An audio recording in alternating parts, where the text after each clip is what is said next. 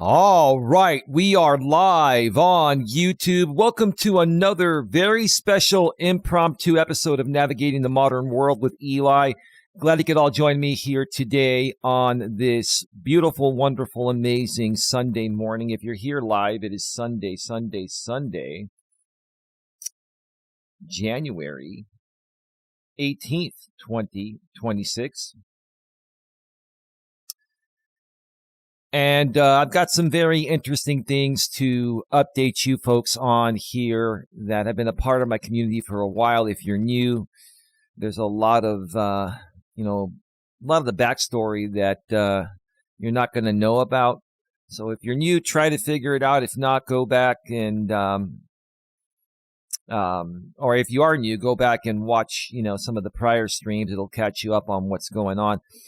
But, I have a lot to talk about regarding this one group led by one man that I am currently suing in a circuit civil case.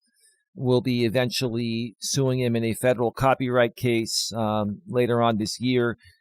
He continues to escalate. He continues to, I guess, be him. But anyway, before we get to all of that, first of all, let me make sure that everything is rolling smoothly. It looks like the back end of YouTube is rolling well. Let me also make sure that the YouTube notification has gone out. I think I'm on the wrong account. I am. I'm on the wrong account on my phone. There we go. The notification has gone out. Let me do a sound check. Regarding this one group led by one man that I am currently suing in a circuit civil case. We'll be eventually suing him in a federal copyright case. All right, all is rolling well. I don't have a whole lot of time because Don and I need to record the podcast, and I'm going to be doing a walk right here on GNA2 today. I didn't get a chance to do one yesterday. I took the day off. I wanted to rest a little bit. There's a lot of paperwork to do to prep for an upcoming court hearing. Just a bunch to do. It's all digital, but it still takes time to put it together, and I've been actively working on that.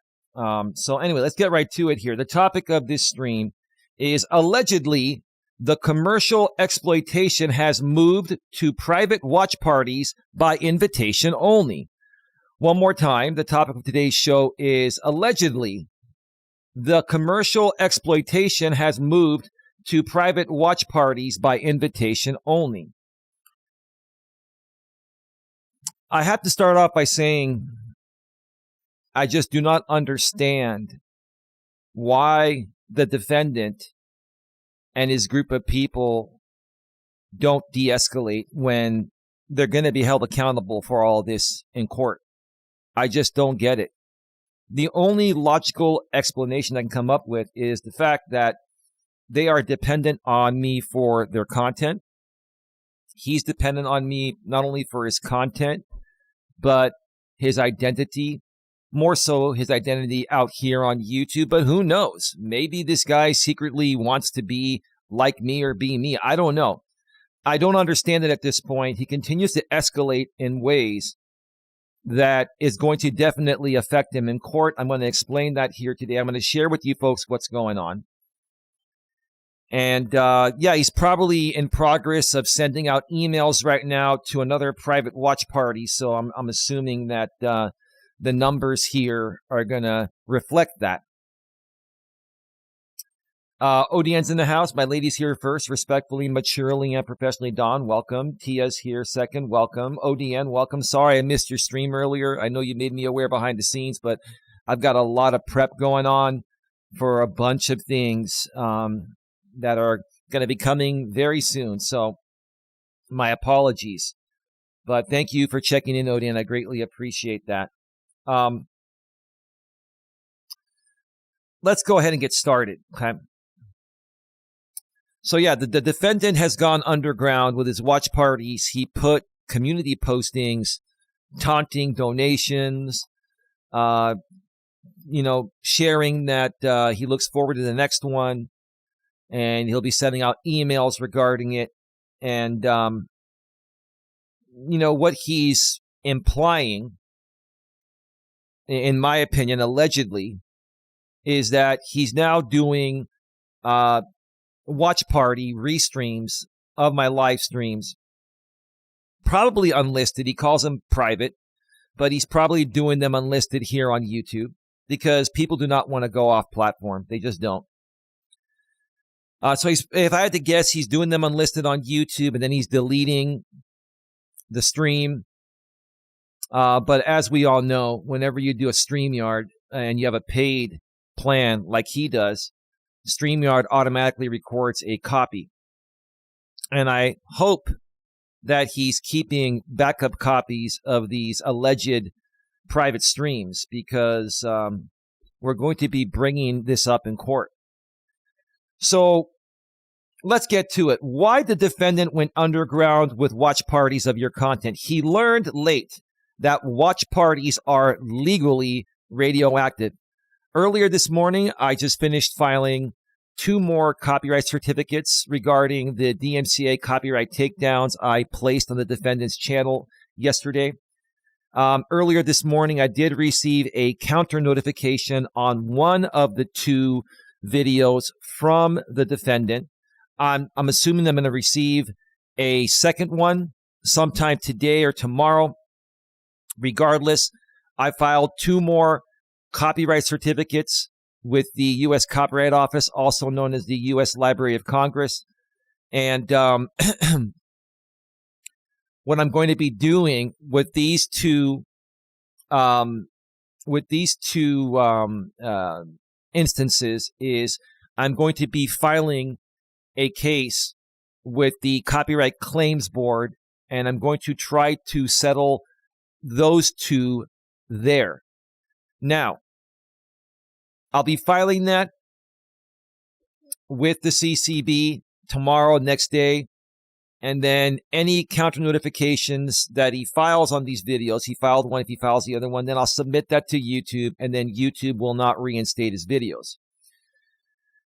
Now, if he does opt out of this case, then when I get all 5 of my copyright certificates that I've filed in the last 3 weeks or so on 5 different watch party streams that the defendant has created, if he opts out of the small claims Copyright Claims Board CCB case, then I'm just going to add those 2 to the federal case, and we're going to have a total of 5 copyright certificates, all registered or all filed to register within the first 90 days of publication, which entitle me to statutory damages on all 5 of those certificates.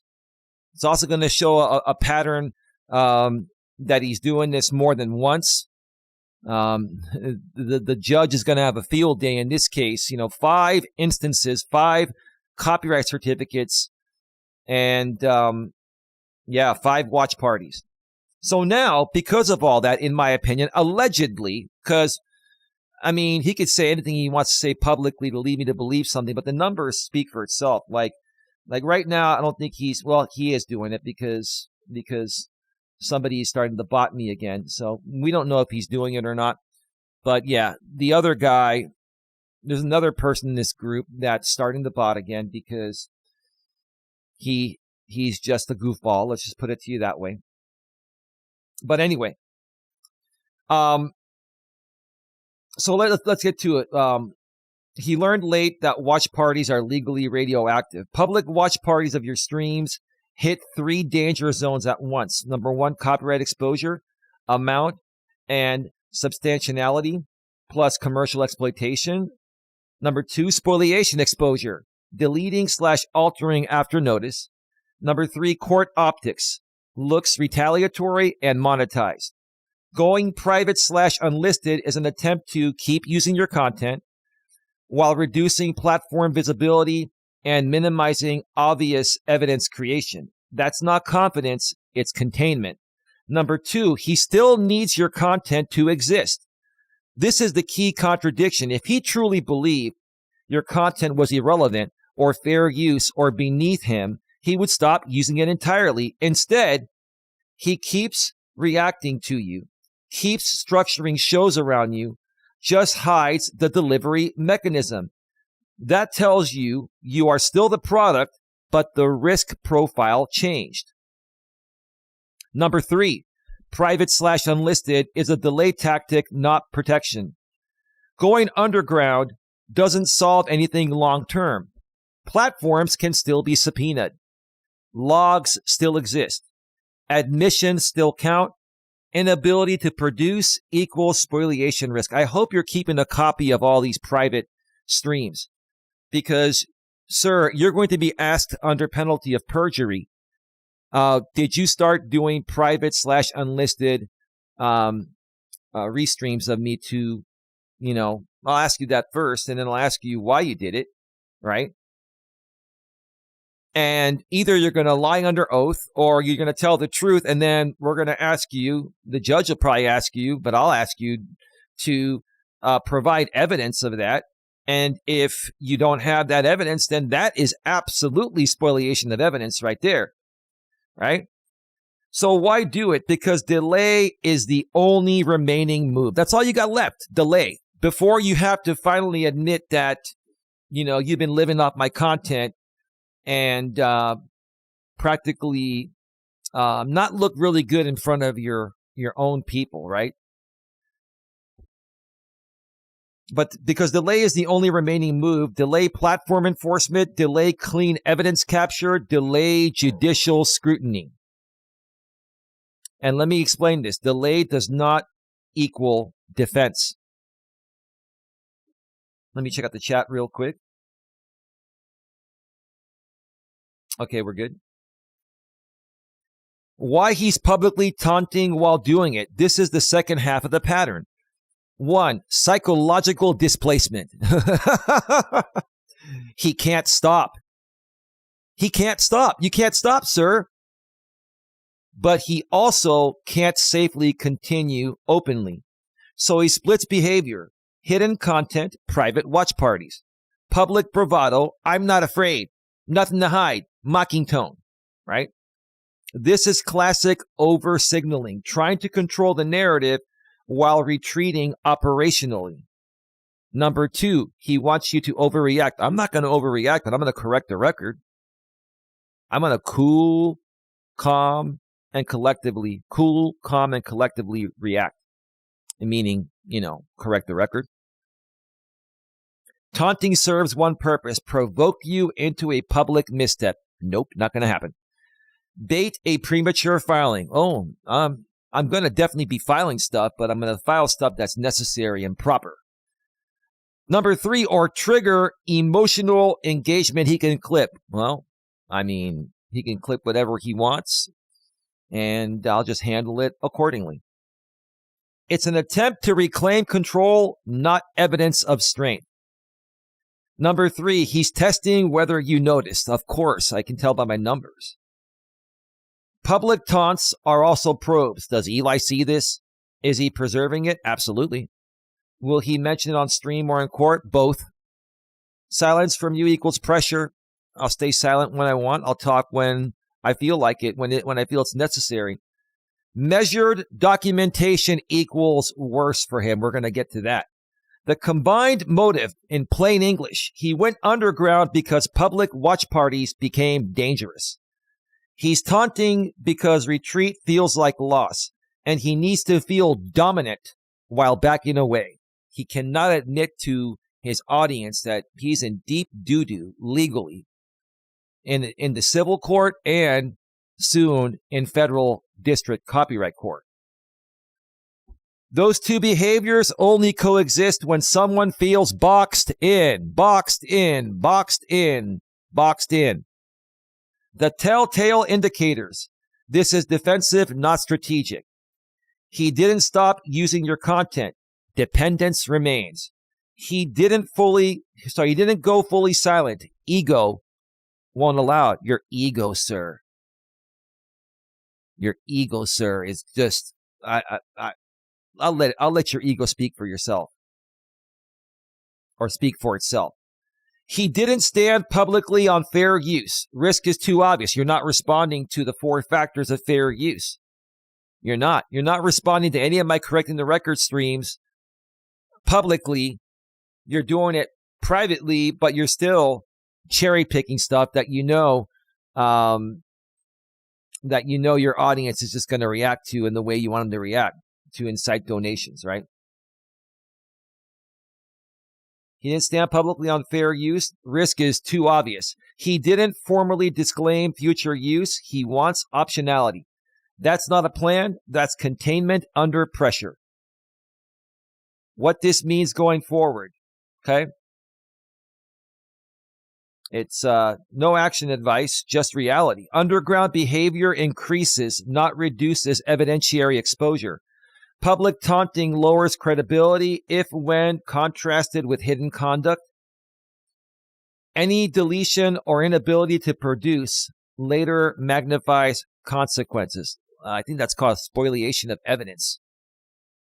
Judges recognize this pattern very quickly once documented, and of course, we're going to be documenting it. You didn't force him underground by reacting. You forced him underground by not reacting and staying procedural. Yeah, I'm just, correcting the record. Now, let's get to the next part here.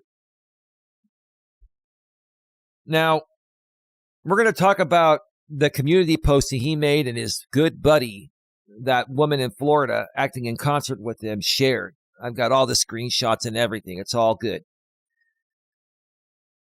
What I captured is useful because it's one, a set of party admissions about what happened behind the scenes. And number two, it ties the rebroadcast to money and exclusivity plus repeat planning. So, yeah, he posted that, he's doing it privately. He didn't mention me, but who else would he do this for, right? And my numbers were down regarding my stream yesterday, or on my stream yesterday that I did from the studio, right? He talked about, emailing people the next time it happens, etc. Next time when I send out the email, even if you can't see the private stream itself, the public gloating post plus comments can still matter in court. He should just be keeping it quiet. He shouldn't be posting about it. If he's going to do that, why post about it? Because what matters to him is how YouTube perceives him, right? So he still wants to have that YouTube dominant look over me on YouTube. He can't control that. He can't control trying to be dominant over me. I'm not even competing with him. I never have. I don't compete with anyone but myself. Number one, admission of intent plus structure, exclusive private stream plus, he said he made well over $500 in the week, I believe it was. That language is evidence of purpose and motive. The event was designed as a paid/benefit to him rebroadcast experience. Not an incidental commentary moment. It also undercuts any later. It wasn't about money / it wasn't a show built around Eli narrative.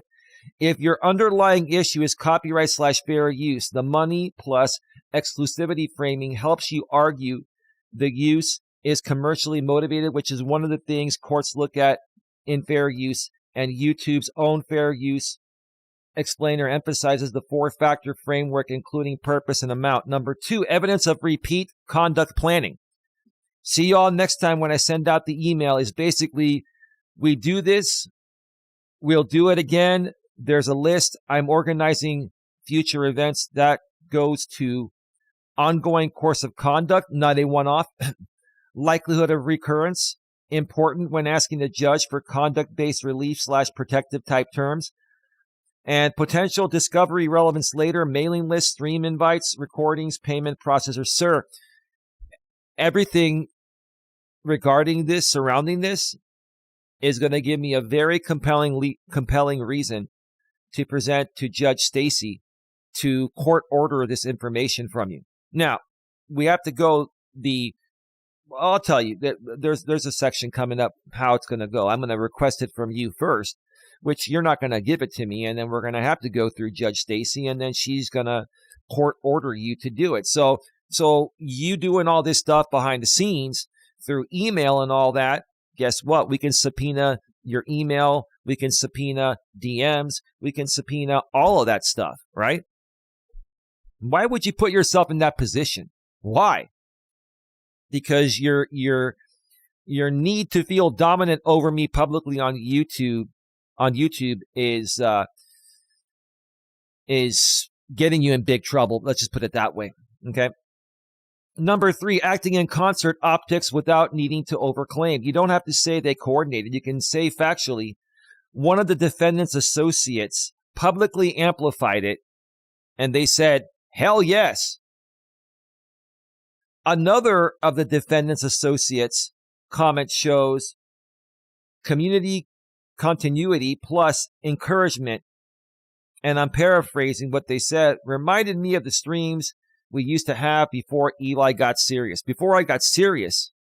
Really? So you're okay with this? If people were doing this to you, you're okay with this, right? I'm not buying that.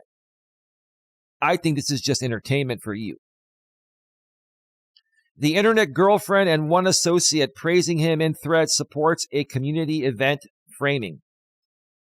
That's helpful for your conduct narrative, not just speech, but an organized audience activity revolving around you. Number 4, evidence you can authenticate cleanly.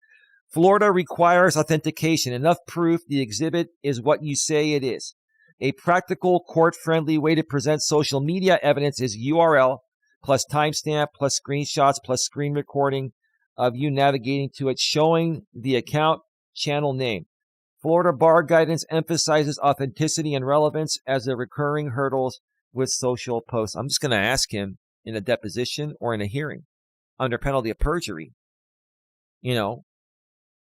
Are you running streams playing my content, also known as watch parties, privately or unlisted? Right? I'm going to ask him. He's going to have to answer. And if he lies, then we're going to be able to, subpoena the records and prove him wrong. How to handle this legally. Practical steps. A, preserve it like a grown-up exhibit. Do this first. Absolutely.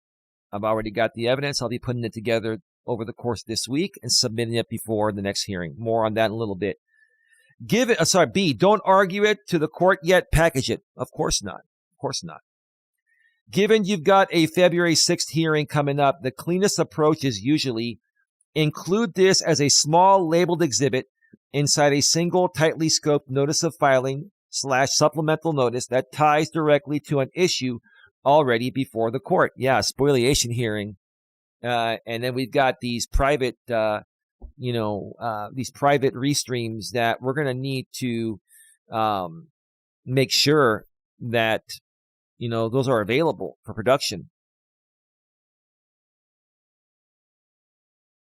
If not, if he says he hasn't done them, okay, which if I had to guess, in my opinion, he has done them. He did do it, and he'll keep doing it.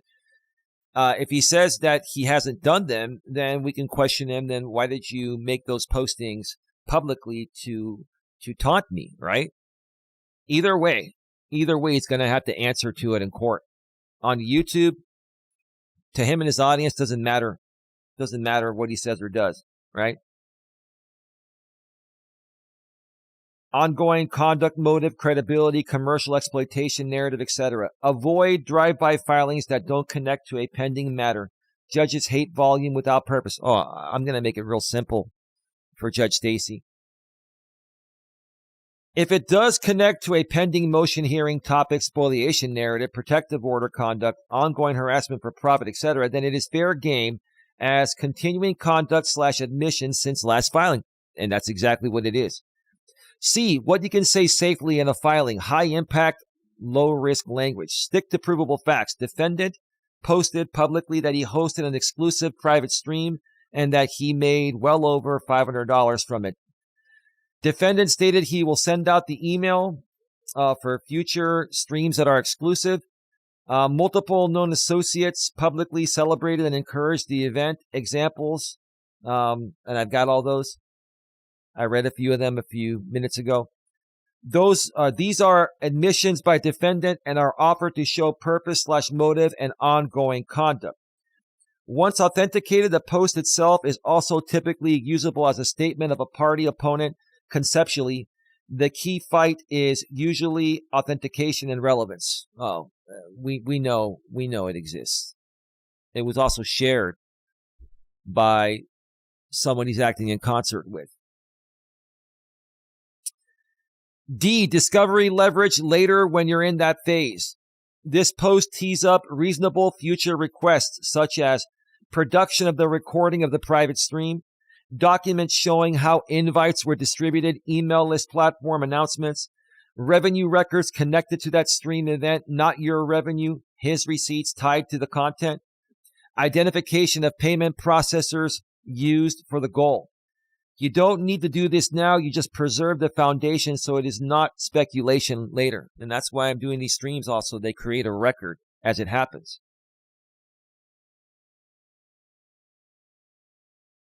Let me check out the chat real quick here. The strategic why this matters. This is the kind of post that can box him in later. If he says, I don't use your content, the post contradicts. I just mentioned that. So if he admits that he did do them, then he has to provide the evidence. And then if he doesn't have the evidence, it's spoliation of evidence, right? But if he says he doesn't, he was just putting that out there, then the post contradicts. Then it's taunting harassment, right? If he says it wasn't commercial, he bragged about revenue and goals. If he says it wasn't organized, no community action, he describes a repeatable email distribution model. Same one that the other lady that he associates with, the one he acts in concert with. One caution, don't overstate what you can't see. You cannot honestly represent to a judge, he rebroadcast my entire stream unless you have the stream video itself or a reliable source showing what happened. I'm not doing that. That's why I'm saying allegedly. Allegedly, in my opinion, do I think he did it? Yes. Do I have proof? No, but we're gonna get the proof one way or another. But you can truthfully say, defendant publicly claimed he hosted an exclusive private stream and raised 500 plus from it. Well, I also know when my numbers are down, those people will be watching me here instead of on his private restream, right? Based on timing and context, plaintiff understands defendant was referring to plaintiff's correct the record stream. Plaintiff cannot view the private stream and therefore preserves this as an admission and evidence of planned reoccurrence. That stays bulletproof. All right. So now I asked ChatGPT this question. So what you are saying is file this as a notice of filing of evidentiary materials for the spoliation hearing to show the defendant is now going private after DMCA enforcement. So after I took down his 2 videos from his main channel yesterday for copyright infringement, he now removes the rest of any videos of me he had on that channel, and now he's going to unlisted/private streams. The answer is yes, that's the cleanest court use lane for it. If you tie it to issues already teed up for the February 6th spoliation/preservation hearing, or whatever the exact title is on your notice. But the key is how you frame it. What you can file it as. Here it is. A notice of filing of evidentiary materials, supplemental regarding defendant's public admissions about private exclusive streams and monetization offered for 1, ongoing conduct/likelihood of recurrence. He's signaling next time plus email list. Number 2, motive/credibility, commercial motive, goal, gloating. Number 3, preservation context, why you're preserving, plus why the court should view future private/unlisted content as still relevant to production/preservation. What you should not claim, don't claim he's going private because of DMCA as a fact unless you can prove that casual link. Well, allegedly, I'm saying that. In my opinion, I think he's doing that. Do I have proof? No. But allegedly, that's what he's doing. In my opinion, that's what he's doing. But I'm not going to put that in a court filing. Instead, say it in a court-safe way. Following plaintiff's Following plaintiff's copyright enforcement actions, defendant publicly represented that he hosted an exclusive private stream and that he will send out the email for future private streams. That lets the judge draw the inference without you overreaching. That's exactly what I'm going to do. I'm going to paint the picture in a very professional way for Judge Stacy, the Honorable Judge Susan Stacy. How to connect it to spoliation. This is the right connection. Privacy/unlisted is a control decision that affects access, preservation, and later production. If he's doing private streams featuring your content or about you, that's potentially discoverable ESI, electronically stored info, and should be preserved like everything else. I'm hoping that you preserve that, sir. For your own sake, preserve the private unlisted streams. You have a copy on StreamYard. So your spoliation adjacent point is really, defendant is now describing relevant content being distributed privately to a list. Plaintiff files these admissions to preserve the record and to support the need for clear preservation/production expectations for any private/unlisted content. That's squarely within the court's lane. Right. Best practice, file it only if it fits your current hearing scope. If your February 6th hearing is specifically about you spoiled, you must produce X protective order, you include this as a narrow supplement that shows he's running content behind the scenes. It is monetized, it is planned to recur, and it is therefore important that his materials are preserved/produced too. So, sir, when we go to the February 6th spoliation of evidence hearing, where I'm going to have all of the evidence filed, and if you want chat info and stuff like that, then later on you can subpoena that from the platform directly, right? You can subpoena that from the platform directly, because I'm not going to put my videos back to public just to give you that, because that puts my channel at risk from false flagging from your people there, right? And harassing comments and all that, right? But you're going to get all the videos, right? And that's all you need, because all you're doing is tying it to what I said in the video, right? If you would have referenced any of the chat messages, that'd be a different story. I don't think you did. If you have, then you know what? We can figure that out another time. But what you really need is just the actual video link. That's all. You need the actual video is what you need in the video link to corroborate any quotes you made about what I said or may have said in my streams, right?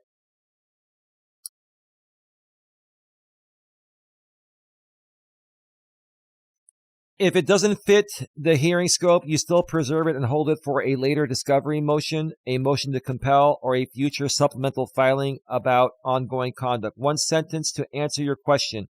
Yes, file it as a supplemental notice of filing tied to the spoliation/preservation hearing, but frame it as public admissions of a private monetized stream and planned recurrence, not as he went private because DMCA.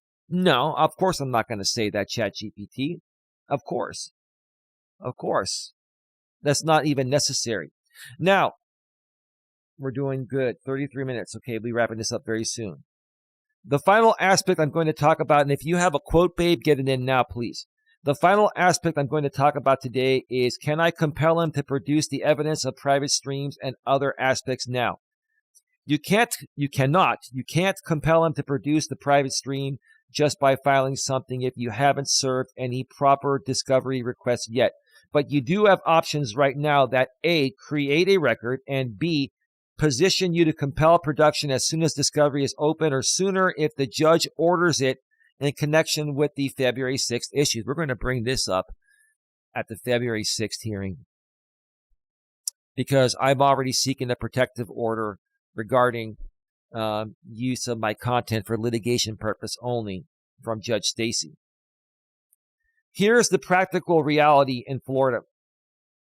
What your rights are before formal discovery. 1, you already have the right to demand preservation now, and that's what I'm going to do. Even before discovery, once litigation is pending, both sides have a duty to preserve relevant evidence, especially ESI, electronically stored information. Florida's discovery framework expressly contemplates electronically stored information. So you can send a targeted preservation letter to the defendant or counsel. Well, he's pro se. It's going to be him. We're both pro se. Today, demanding he preserve the exclusive private stream recordings, any source files / uploads, invite emails and distribution list platform data, example, MailChimp, Substack, whatever he uses, probably Gmail, probably Discord, probably Facebook Messenger, right? Chat logs, comments related to the private stream, okay? If he has them, yeah. I don't really even care about the chat. What I care about is just the content existing, right? Because the chat's going to be the same noise, insults, same old stuff. I've got plenty of that already. Donation / payment records tied to that event. This doesn't force production yet, but it locks in notice and becomes useful later if he deletes and denies. So over the next few days, sir, you'll be receiving an email from me regarding preserving this evidence, regarding preserving everything, including the private / unlisted streams. And then I'll be filing that with the court as well. That's going to basically put you on notice once again, as I did earlier this year regarding the I believe you embezzled thing, right? Number 2, compulsion generally comes from discovery tools plus a motion to compel. To force production, you usually do serve a request for production, Rule 1.350. If he then refuses, so I'm going to serve you eventually with a request for production, right?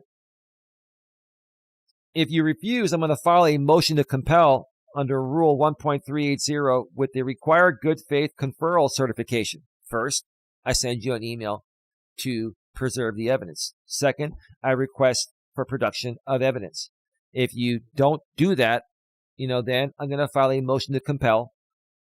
And important timing note, Rule 1.350 lets a defendant respond within 45 days after service of process and initial pleading. So if you serve a request for production as soon as it is allowed in your case posture, the clock starts. So yeah, I can electronically serve that, and he'll have 45 days to respond to it, right? Number 3, a pending motion to dismiss doesn't automatically stay discovery. So discovery can start any time, even now, but it just depends, right, on what the judge, allows and wants, right, and is willing to grant, right? If you have to go the judge route, okay? I can ask him for the evidence at any time throughout the case, but he's not going to give it to me. Unless he's forced, he's not going to give me anything, right? But I'm going to go through the full procedure because that's called procedure. You have to go through the stages, to eventually, force a court order to be approved by Judge Stacy. So then he has to produce it or risk being in contempt of court, right? Florida courts don't automatically stop discovery just because a motion to dismiss is pending, MTD is pending. A stay requires a separate good cause showing / order. So unless your case has an actual discovery stay order in place, you may be able to start discovery steps even now. There is no discovery stay in place. What you can do right now that's strategically effective. Option A, best option without overreaching. Preserve and tee up early production. File your notice of filing with the screenshots of his public admission, what you already have planned. I'll be working on that over the next few days. Number 2, send a preservation demand the same day or next day. I'll be doing that over the next few days. Number 3, serve a narrowly tailored request for production at the earliest allowed moment. All recordings of the exclusive private stream referenced in defendant's community post, all email / invites sent for that stream, and any next time stream referenced. Records sufficient to show gross receipts / donations tied to that stream. That is the cleanest way to make him realize, if he keeps doing this, it becomes discoverable, and he'll be ordered to produce it. So, you can keep on going, sir, but I'm going to get all of this through discovery, right? Option B, use the February. So I like option A, but also B as well. Use the February 6th hearing lane. Ask the judge for a preservation/production directive. Even if discovery isn't fully rolling, the court can issue orders to manage preservation and prevent gamesmanship with ESI. Rule 1.280 is the umbrella discovery rule and explicitly addresses ESI considerations. So at the February 6th hearing, you can request a narrow order along the lines of defendant must preserve any private/unlisted streams referencing plaintiff and any related invite/distribution records. No deletion, no alteration. If appropriate to the hearing issues, you can also request a deadline to produce the private stream recordings referenced in his own public post. That's judge-controlled pressure, not you trying to scare him. So I'm just going to make Honorable Judge Stacy aware of this, sir. And I mean, let's see what she says. And remember, Judge Stacy may be a judge. She's an attorney, now a judge, right? Right? But she's also a human being with common sense. And she's going to be like, she's going to be in her head probably, wow. What is going on here? I mean, now this guy is going behind the scenes and still trying to further, harm the plaintiff. Yeah, she's not going to say it out loud, but in her head, she's going to be like, okay, I see the need for this this protective order. And no, that's not silencing you. You can talk about me all you want. It's protecting my content. It's protecting being commercially exploited.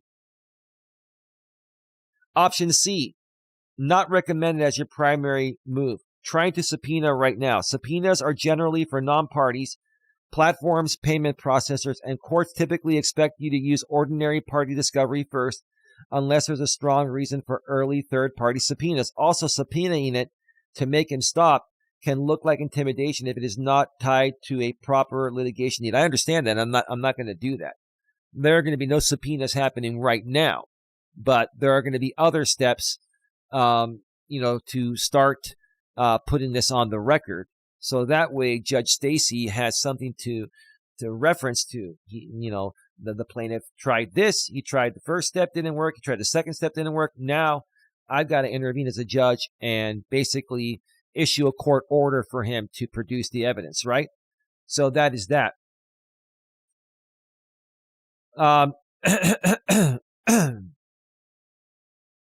So, babe, do you have a clip? I mean, do you have a quote?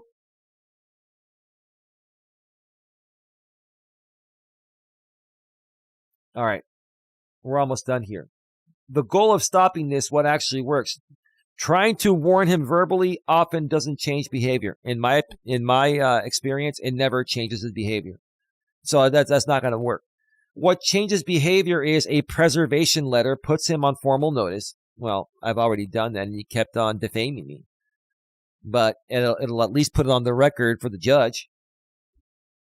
What changes behavior is a preservation letter, puts him on formal notice, and a discovery request he knows he'll have to answer, and a court order if he plays games, right? One way or another, we'll get it, sir. One way or another, all of your games, of trying to game the system to continue commercially exploiting me and defaming me to your audience for dollars, it's all going to come to a halt. And anyone else that's a part of that group that, is bummed out at the fact that I'm standing tall and protecting myself. And if you can sit here and tell me that you wouldn't do the same thing in my shoes, then you know what? It's not even worthy of a response. It's not even worthy of a response.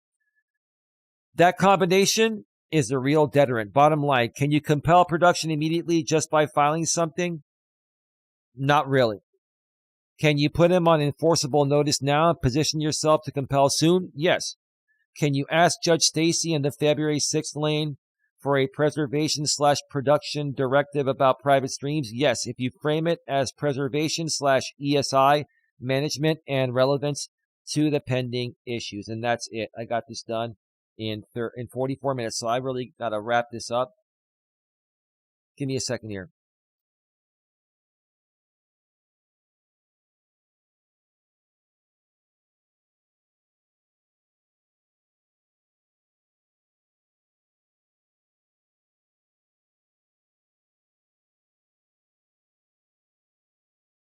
All right, just waiting for Dawn to get her quote. She has a quote. I guess she didn't hear it. She didn't hear me tell her, through the stream about 5 minutes ago or so. Yeah.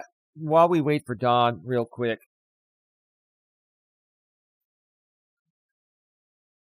Let me see here.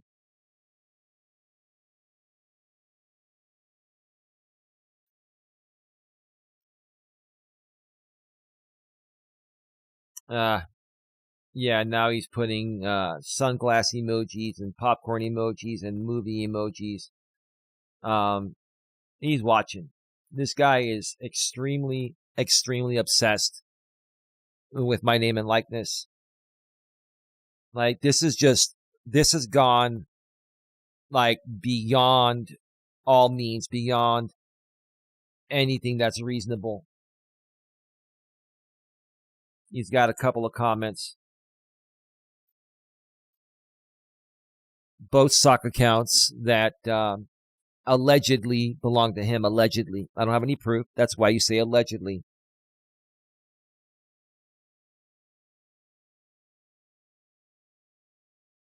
Yeah, it's odd to me that if these were three separate people, the defendant and two sock accounts that have a similar cadence as he does, in my opinion, allegedly, right? Like, they always all comment at the same time. Like, three different people are not going to have the same exact availability all day, every day. Like, this has become, I got to say, I have become the identity, an identity piece for the defendant, in my opinion. This is just really, really sad. But, yeah, he's going to keep on going. And, yeah, I mean, I look forward to our court hearings. Let me see here.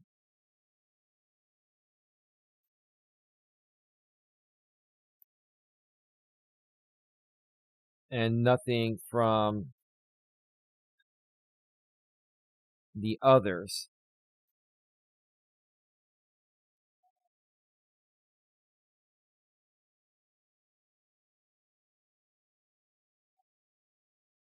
No, ma'am, I'm not arguing to my chat GPT.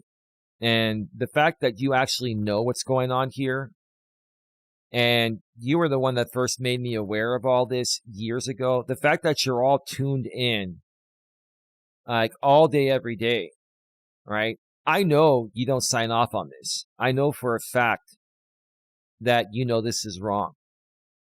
And maybe it's entertainment for you. Maybe you found some friends in that group, but that still doesn't make it right. It doesn't make it right. It's all good. Have your fun. Have your fun.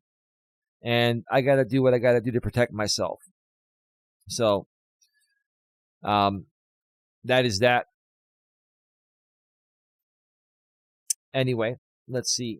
Don put it in the chat. Respectfully, maturely, and professionally, Don says, concealing exploited content after the fact is not damage control. It is the destruction of transparency, and in law that is known as spoliation. Concealing exploited content after the fact is not damage control. It is the destruction of transparency, and in law this is known as spoliation. Yeah, well said, babe. I gotta go, folks. I'm gonna have to record the podcast, and then after that I'm gonna be going live from a walk. Have a good one. Take care, and as always, be good to each other.